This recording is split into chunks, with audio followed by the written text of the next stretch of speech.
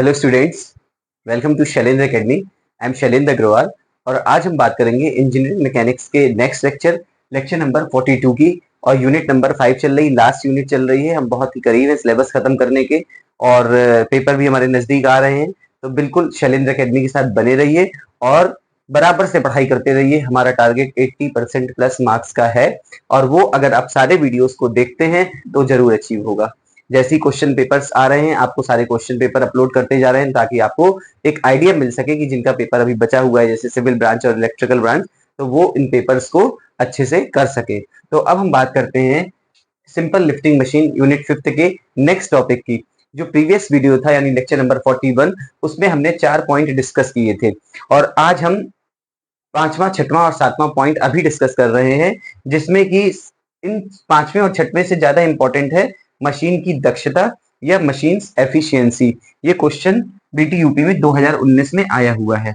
तो अगर हम दक्षता की बात करें या उसी को हम लोग इंग्लिश में एफिशिएंसी बोलते हैं, तो जनरली हम अगर एक सब्जेक्ट से अलग भी बात करते हैं तो इसका मतलब होता है कि कोई चीज या कोई मशीन या कोई व्यक्ति कितना एफिशिएंट है काम करने में। अगर ये दो लोगों के बीच में तुलना करने में बहुत ज्यादा इसका उपयोग होता है कि जैसे किसी एक व्यक्ति की एफिशिएंसी किसी दूसरे व्यक्ति से कम हो सकती है या ज्यादा हो सकती है। किसी एक विद्यार्थी के नंबर किसी दूसरे विद्यार्थी से ज्यादा हो सकते हैं या कम हो सकते हैं, भले उसको सेम टीचर ने पढ़ाया हो। तो इसी से हम दक्षता यानी कि उसकी एफिशिएंसी को माप सकते हैं। अब अगर दक्षता की ऐसे बात की जाए तो जैसे कोई व्यक्ति है और वो व्यक्ति दिन भर में 1000 कैलोरी खाना को या भोजन को ग्रहण करता है, तो उसने इनपुट कितना लिया? 1000 किलो कैलोरी। और इसके बाद वो प्रोड्यूस करता है, मींस उसके शरीर के द्वारा जो काम किया जाता है वो होता है 900 किलो कैलोरी। तो आपने 1000 किलो कैलोरी जो लिया, जिससे आपके अंदर ताकत आई, शक्ति आई, या आप कह सकते हैं आप एफर्ट लगा सकते हैं, आप प्रयास लगा सकते हैं किसी काम को करने के लिए, तो वो आपने जो एनर्जी ली वो कितनी ली? 1000 किलो कैलोरी। और अब आपको वर्क करना है। भाई कहते नहीं भी खाना तभी देंगे जब काम करोगे। खाना दिया, अब काम करो। तो अब काम करने के लिए कोई भी सामान एक जगह से दूसरी जगह रखना, तो आपने जो वर्क किया वो किया 900 किलो कैलोरी।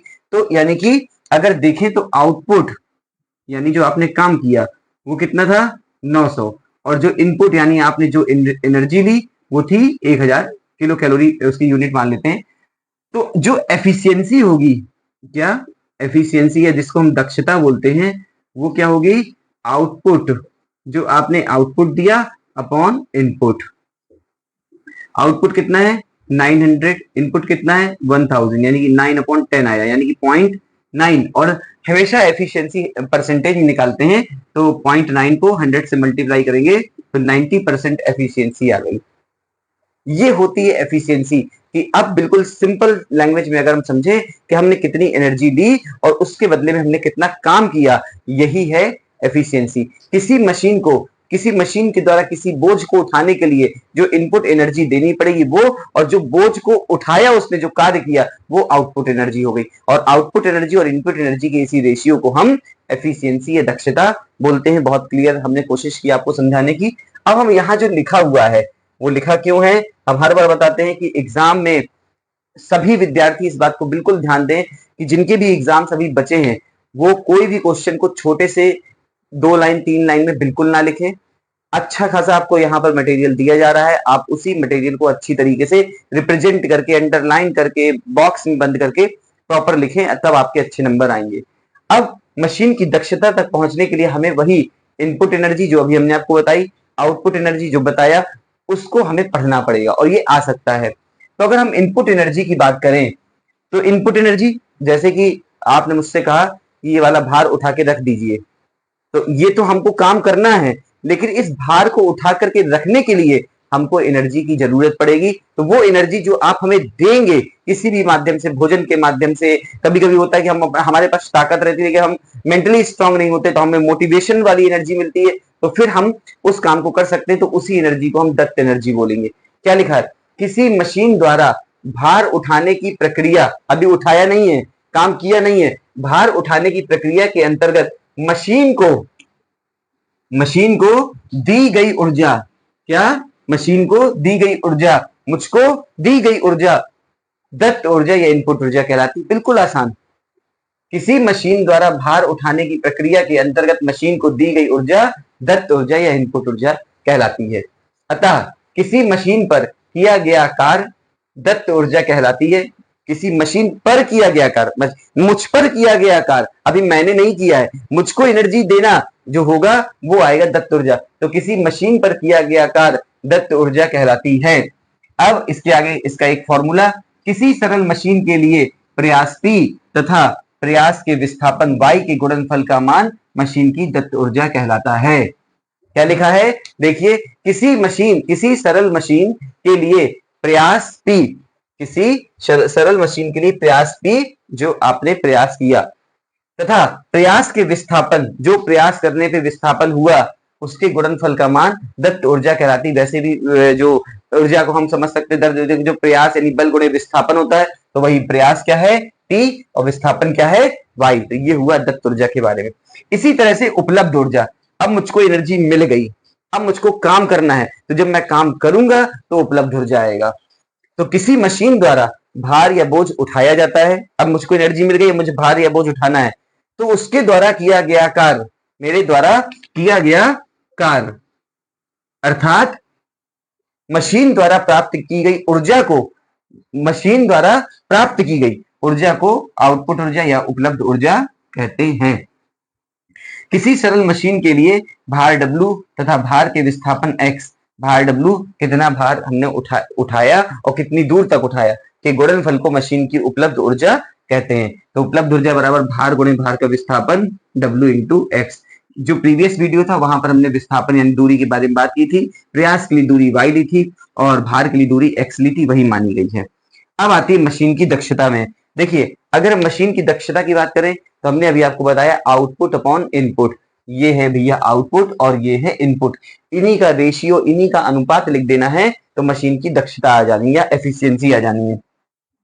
किसी मशीन की उपलब्ध ऊर्जा तथा दत्त ऊर्जा का अनुपात मशीन की दक्षता कहलाता है। किसी मशीन की क्या उपलब्ध ऊर्जा आउटपुट तथा दत्त ऊर्जा यानी इनपुट का अनुपात मशीन की दक्षता कहलाता है। इसको हम लोग ईटा से प्रदर्शित करते हैं।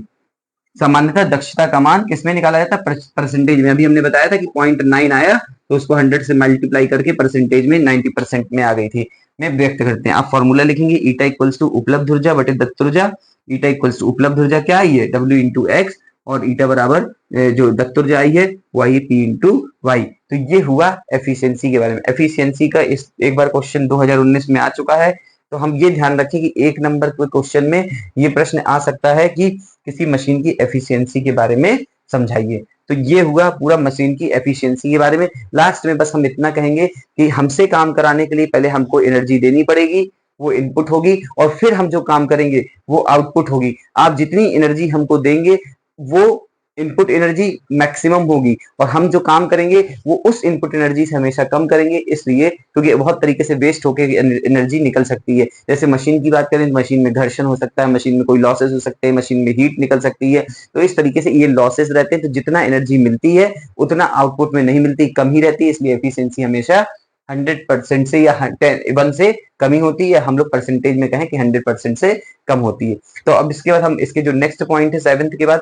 वो भी देखेंगे। एक एक चीज लिखी हुई है और इसी तरह तुम लोग को एग्जाम में लिखना है, इस बात को ध्यान रखिए, और फिर पूरा इसी तरह लिख करके इसी तरह अंडरलाइन करना है, कोई नंबर नहीं काटेगा, नंबर पूरा मिलेगा। अब इसको आप नोट करिए, आगे देखते हैं। अब तो स्टूडेंट्स, अभी हमने 3 डेफिनेशन पढ़ी, जिसमें एक था दत्त ऊर्जा, एक था उपलब्ध ऊर्जा, और उन्हीं के आधार पर तीसरी डेफिनेशन थी मशीन की दक्षता। अब मशीन की दक्षता से ही रिलेटेड मिलता जुलता एक अलग टॉपिक और है, यांत्रिक दक्षता। वो था मशीन की दक्षता, ये है यांत्रिक दक्षता। दोनों ही टॉपिक लगभग सिमिलर हैं कि मशीन की दक्षता हो या यांत्रिक दक्षता हो, दोनों को ईटा से ही डिनोट करते हैं और दोनों लगभग सेम है। बस अगर एक बात की जाए अलग होने की तो सिर्फ डेफिनेशन से हम उनको अलग करते हैं। तो अगर यहाँ पर देखें तो ये भी क्वेश्चन इसके नाम से, यांत्रिक दक्षता के नाम से 2016 के पेपर में आ चुका है। तो होता क्या है, यांत्रिक दक्षता किसी मशीन के यांत्रिक लाभ, जो हमने प्रीवियस वीडियो में पढ़ा था, तथा वेग अनुपात, ये दोनों हम प्रीवियस वीडियो लेक्चर 41 में पढ़ चुके हैं। तो किसी मशीन के यांत्रिक लाभ तथा वेग अनुपात के अनुपात को यांत्रिक दक्षता कहा जाता है, के अनुपात को यांत्रिक दक्षता कहा जाता है। यानी कि यांत्रिक दक्षता बराबर यांत्रिक लाभ बटे वेग अनुपात, बिल्कुल क्लियर और सिंपल डेफिनेशन है। देखिए 5वीं यूनिट की डेफिनेशन एक एक नंबर की आ सकती है, जो अच्छे खासे क्वेश्चन आए हैं तो उनको हम ध्यान से पढ़ें। यांत्रिक लाभ और वेग अनुपात। अब देखिए यांत्रिक लाभ जब आपने पढ़ा था तो आपको बताया गया था W अपॉन P होता है, मीन्स जो भार है और प्रयास जो है उसका जो अनुपात होगा उसको हम यांत्रिक लाभ कहते हैं, और वेग अनुपात जो है जो दूरियां होती हैं उनको, उनके अनुपात को हम वेग अनुपात कहते हैं। तो यहाँ से W अपॉन पी और यहाँ से Y अपॉन एक्स आया, तो W इंटू एक्स हो जाएगा और यहाँ पर P इंटू वाई हो जाएगा। तो जो एफिशिएंसी निकल करके आई वो W x upon P y निकल करके आई, और यही आपको अभी प्रीवियस जो नीचे यहाँ हमने यहाँ पर लिखा था मशीन की दक्षता, उसमें भी यही निकल करके आई थी। तो अब क्या लिखा है, किसी मशीन की यांत्रिक लाभ तथा वेग अनुपात के अनुपात को हम यांत्रिक दक्षता कहते हैं। इसको ईटा से, ये बना हुआ है ईटा का चिन्ह, ईटा से प्रदर्शित किया जाता है। ये पॉइंट देखिए, सामान्यतः किसी मशीन की दक्षता तथा यांत्रिक दक्षता का मान एक ही होता है। मैं आपसे बार बार ये कह रहा हूं, इसी तरीके से रिप्रेजेंट करके लिखिए, कोई नंबर नहीं कटेगा। जितने भी लोग वहां पर कॉपी चेक कर रहे हैं वो सब चाहते हैं कि आप लिख करके आए। आपने एक लाइन लिख दिया, वो भी पता नहीं किस तरह लिखा, इसलिए मैंने यहाँ पर जो मेहनत की है सिर्फ आप लोग के लिए कि आपको यहाँ से पूरा कंटेंट मिले, बस तैयार अब आपको करना है। अब इसी से रिलेटेड एक क्वेश्चन, जो अभी हमने 8 डेफिनेशन पढ़ी है, मैकेनिकल एडवांटेज, यांत्रिक लाभ, वेगानुपात, दत्त ऊर्जा, उपलब्ध ऊर्जा, यांत्रिक दक्षता और मशीन की दक्षता, तो उसी से मिलता जुलता एक क्वेश्चन है जो बीटी यूपी में आया हुआ है। ध्यान से हम इसको समझेंगे। एक साधारण मशीन में 200 न्यूटन तथा 300 न्यूटन के प्रयास, ये पी को, प्रयास को पी से डिनोट करते हैं, यानी कि ये प्रयास है 200 न्यूटन का प्रयास और 300 न्यूटन का प्रयास, क्रमशः 12 किलो न्यूटन और 20 किलो न्यूटन के भार रोके जा सकते हैं। मीन्स 200 न्यूटन का प्रयास लगा करके 12 किलो न्यूटन क्रमशः लगा है ना, और 300 न्यूटन का प्रयास लगा करके 20 किलो न्यूटन के भार रोके जा सकते हैं। मशीन का वेगानुपात 80 है। दिए गए भारों के लिए मशीन की दक्षता ज्ञात कीजिए। यानी कि दो मशीन है, तो पहली मशीन जो है हम उसको लिख देते हैं मशीन फर्स्ट, जिसमें आपको जो W दिया है वो प्रयास, पहला वाला प्रयास दिया है P इक्वल्स टू 200 न्यूटन, बिल्कुल क्लियर देखिए। और कितना भार उठाना है, W इक्वल्स टू दिया है 12 किलो न्यूटन। तो चूंकि ये न्यूटन में है, ये किलो न्यूटन में नहीं एक्सेप्ट होगा, तो 12 into 10 to the power 3 newton कर दिया। अब यहाँ पर देखें तो हमको क्या निकालना है, मशीन की दक्षता निकालनी है। हमने आपको बताया दक्षता का दोनों का फॉर्मूला सेम रहता है, तो अगर मशीन की दक्षता निकालते हैं तो यांत्रिक लाभ बटे वेगानुपात है। आपको वेगानुपात सीधे क्वेश्चन में 80 दिया हुआ है, ये देखिए दोनों का, लेकिन यांत्रिक लाभ नहीं पता हो। जब तक यांत्रिक लाभ नहीं होगा दक्षता नहीं पता होगी। और यांत्रिक लाभ क्या होता है, यांत्रिक लाभ सामने लिखा है, यांत्रिक लाभ बराबर W अपॉन P। W कितना है 12,000 और P कितना है 200। ये जीरो कैंसिल, ये यहाँ कैंसिल, 60 आ गया। ठीक, इसकी यूनिट कुछ होती नहीं है, तो ये 60 आ गया। अब इसके बाद हम निकालेंगे दक्षता। दक्षता बराबर ईटा से डिनोट करते हैं, और ईटा बराबर क्या होता है, यांत्रिक लाभ अपॉन वेगानुपात।